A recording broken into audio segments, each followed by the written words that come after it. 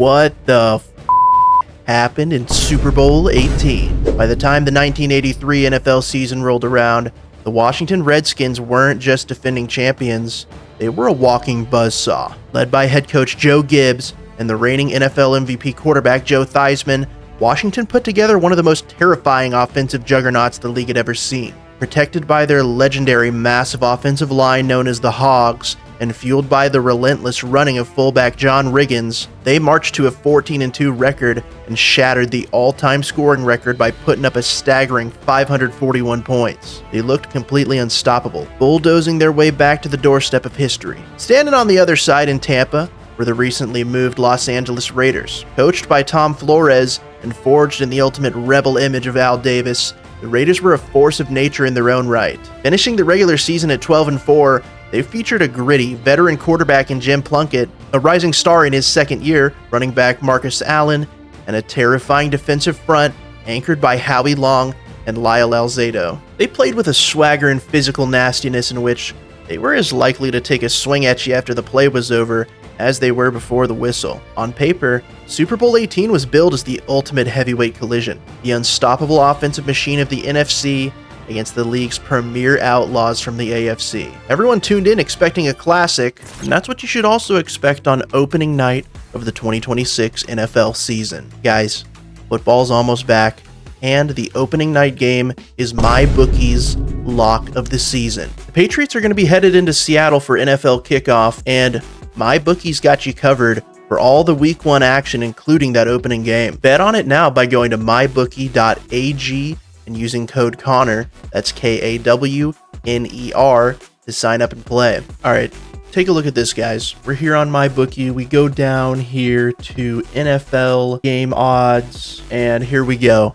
We got the opening night game, Seattle Seahawks and New England Patriots. I think I'm going to go money line for Seattle here. Gonna bet on the favorites. Let's just put in like 250 here. As you can see, we'll win 127 if the favorites do in fact win. So let's place that bet. And now we got the bet accepted. We got a betting slip on our hands. That's going to be MyBookie's first lock of the season, and there's going to be more where that came from all season long. So what are you waiting for? Go to mybookie.ag and play today. Bet on anything, anytime, anywhere. Now, let's hop back into Super Bowl XVIII. It was a windy day in Tampa Bay with 15-mile-per-hour sustained wind and 27.5-mile-per-hour gusts. The Raiders received to open up the game with a messy kick recovery in the end zone. They kicked things off with the rising star Marcus Allen on the ground for a few, then again, getting him involved in the passing game for a first down and more. But their next 3 plays were duds, so they'd have to trot out the legend himself, Ray Guy, the greatest punter in NFL history, to boot it away and flip the field. On the Redskins' opening drive, they managed to pick up a first down as well with their hog-nosed running game, but then they pivoted to trying to go for broke with Theismann yeeting it down the sideline a few times looking for Art Monk to no avail, and they line up to boot it away themselves. That's when disaster struck, because Derek Jensen plowed through the coverage team and took the ball right off the foot of Jeff Hayes, and he'd even managed to recover it in the mad dash towards the end zone for the first score of the game, taking a 7-point lead for LA. God, it feels weird saying LA when referring to the Raiders. Washington got the ball back and were quickly forced to punt, but they'd catch a break this time because the ball would bounce off Ted Watts, the Raiders, and Washington would dive on it for a heads-up play. Theismann found a completion on a rollout to Clint Didier, and Riggins picked up the short yardage they needed for the first down, but the Raiders' defense refused to budge. 3 plays in a row, and Mark Mosley's kick drifted just left of the upright, and their big break would lead to nothing. Tough cookie. Their defense would keep them in the game for now, though, because they'd pushed the Raiders' offense back with a penalty and a punched-out ball on Marcus Allen that they weren't able to recover from, once again trotting out Ray Guy to boot it to Washington.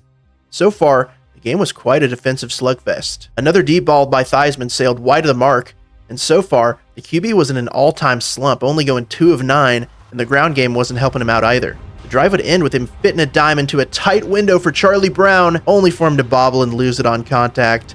And yet another punt was on its way. Well, that's when Washington got another break, or should have, because on the return, Greg Pruitt lost the handle, with it definitely looking like Washington recovering, but the refs saw something different, calling him down before the ball came free, and this might be one of the more egregious mistakes I've seen the refs make while doing this series, and John Madden agrees. Watch Williams, 47, come in there.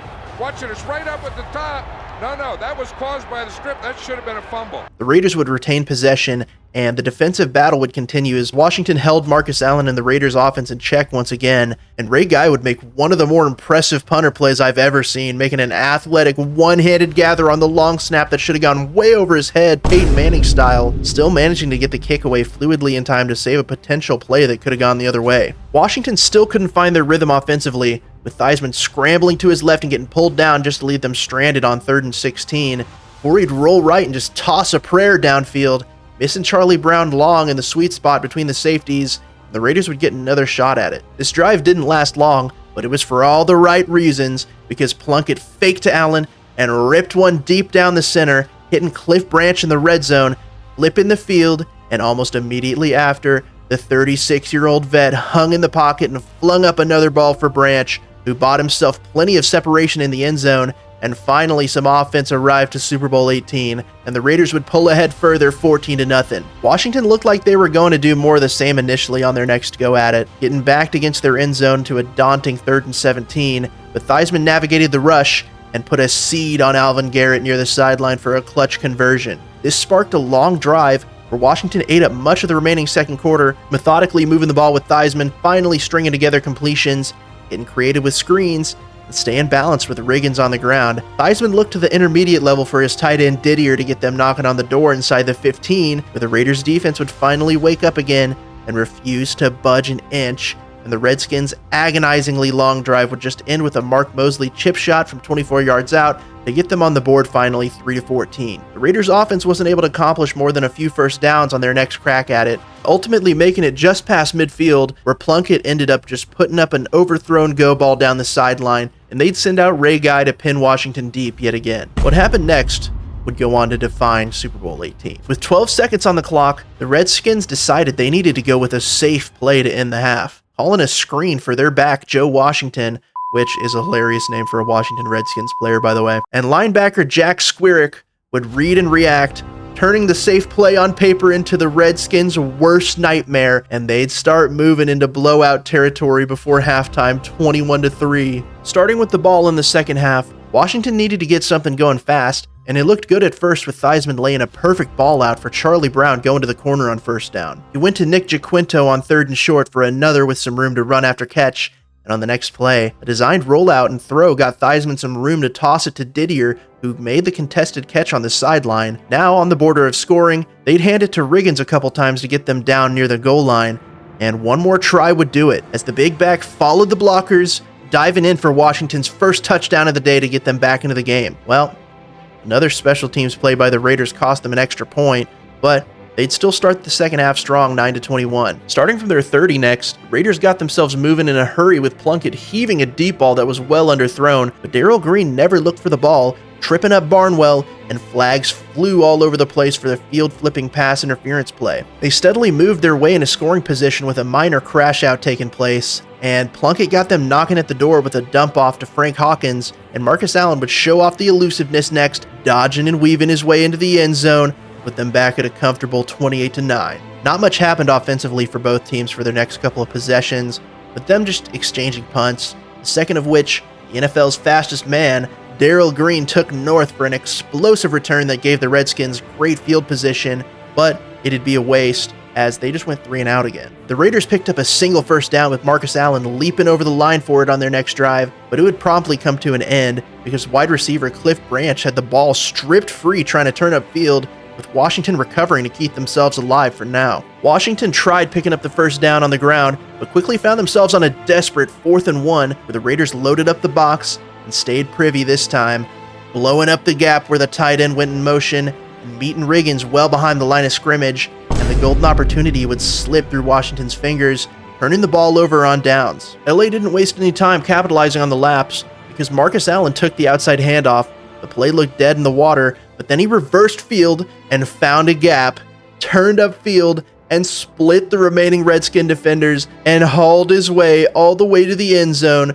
for a one-play, 74-yard touchdown to essentially just put the game away now 35-9 before the fourth quarter even began. Both teams traded punts again before Washington managed to actually mobilize again, putting together a solid string of plays where Theismann laid one over the shoulder of Charlie Brown in stride, flying his way all the way down to the 10 of the Raiders, where a timely safety blitz by Mike Davis slammed Theismann from his blind side, with LA recovering and slamming the door shut once again on another desperate Washington drive. The Raiders had to punt away their next drive, but Mike Haynes ran the route for Art Monk on Washington's next try, picking off Theismann and getting it back for their offense, who just started running it down Washington's throat all the way to the goal line, where Chris Bard put one through to put the final points on the board 38-9, and the Washington Redskins would go quietly into the night, forced to punt away their final possession, and the Raiders would run out the clock with Flores hitching a ride on the shoulders of the big boys for the Raiders' third